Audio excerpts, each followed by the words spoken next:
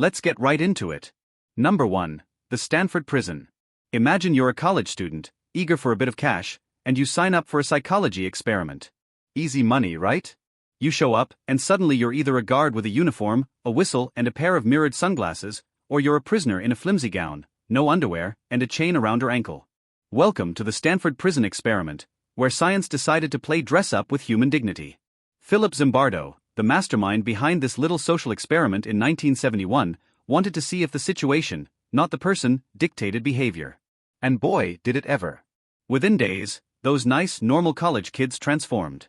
The guards became sadistic, doling out arbitrary punishments, forcing prisoners to clean toilets with their bare hands, and generally making life a living hell. The prisoners, on the other hand, became submissive, broken, and some even started having emotional breakdowns. You'd think, hey, these are just roles, right? They can stop anytime. But the lines blurred so fast, it was like watching a horror movie unfold in real time, except the actors were genuinely suffering. The experiment, planned for 2 weeks, had to be shut down after just 6 days because it was spiraling into a psychological abyss. Zimbardo himself, initially an observer, admitted he got too caught up in his role as the prison superintendent. It's a chilling reminder that sometimes, all it takes is a uniform and a bit of perceived power to turn ordinary people into monsters, or their victims. Basically, science proved that if you give someone a tiny bit of authority, they might just go full Lord of the Flies on your unsuspecting peers. Number 2. Tuskegee's Bad Blood. Picture this, it's 1932, and you're a poor black man in rural Alabama. You're told you have bad blood, a catch-all term for everything from syphilis to fatigue, and the government is offering free medical care. Sounds like a godsend, right? Except, it wasn't. This was the infamous Tuskegee syphilis study, a 4-decade-long horror show orchestrated by the U.S. Public Health Service. They recruited 600 black men, 399 of whom had syphilis, and then proceeded to not treat them. Oh, they gave them placebos, sure, and told them it was medicine. But the real goal? To observe the natural progression of untreated syphilis. Because, for science. Even when penicillin became the go-to cure for syphilis in the late 1940s, these men were deliberately denied the life-saving treatment. They were actively prevented from accessing it.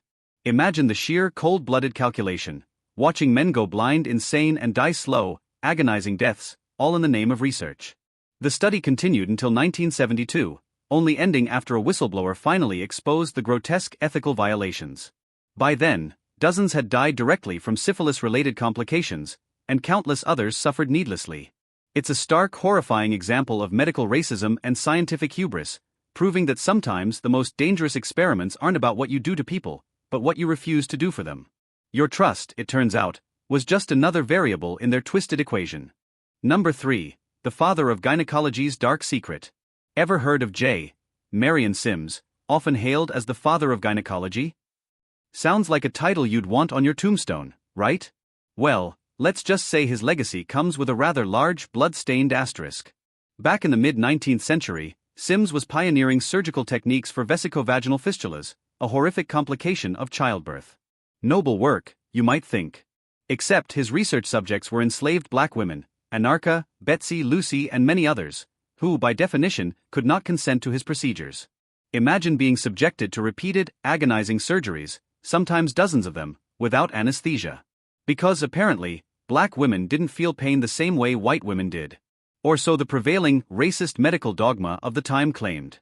Sims would operate on these women in his backyard hospital, often in front of other doctors and students, perfecting his techniques through their suffering. He'd cut, stitch, and experiment, all while these women endured unimaginable torment, their bodies becoming mere instruments for his scientific advancement. He eventually perfected his technique, which went on to save countless lives, but at what cost? The irony is as sharp as a scalpel. The man credited with revolutionizing women's health built his career on the brutal exploitation of the most vulnerable women. It's a stark reminder that progress, when untethered from ethics, can leave a trail of unspeakable cruelty in its wake. Your medical breakthroughs, it turns out, might just be someone else's living nightmare. Number 4. Willowbrook's hepatitis ward.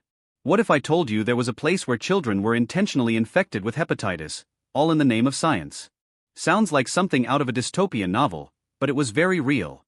Welcome to the Willowbrook State School in Staten Island, a residential facility for children with intellectual disabilities. From 1956 to 1970, Dr. Saul Krugman and his team conducted a series of experiments where they deliberately infected newly admitted children with the hepatitis virus. Their goal? To track the natural history of the disease and test a gamma globulin vaccine. You might be thinking, surely the parents consented? And yes, many did. But here's the kicker: Willowbrook was notoriously overcrowded and underfunded, a place of squalor and neglect. Admission was often contingent on parents agreeing to their child's participation in the study. Essentially, it was a choice between a horrific, overcrowded institution or a slightly less horrific, but still deeply unethical, experiment. The children were fed extracts of feces from infected patients, and later, injected with the virus.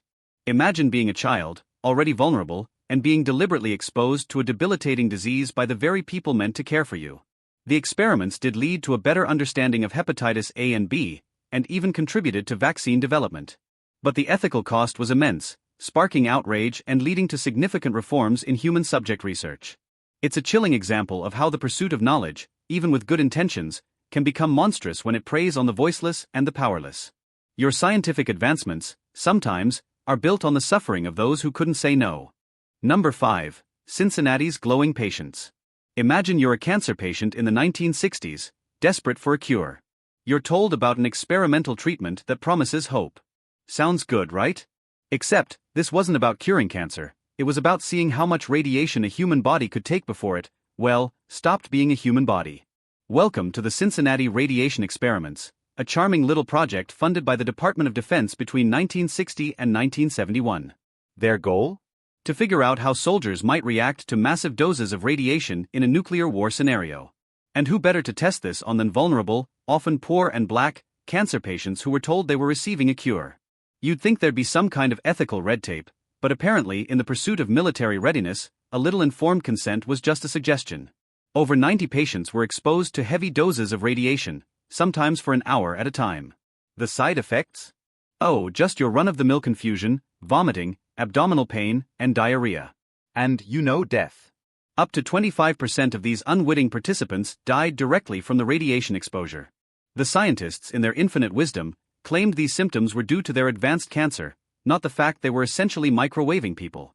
It's a truly horrifying example of how scientific curiosity, when coupled with a complete disregard for human life and a hefty government budget, can turn into a real-life horror show. Your quest for national security, it turns out, was built on the irradiated backs of the unsuspecting. That's all for today. I'll be making similar videos in the future. Subscribe to see them.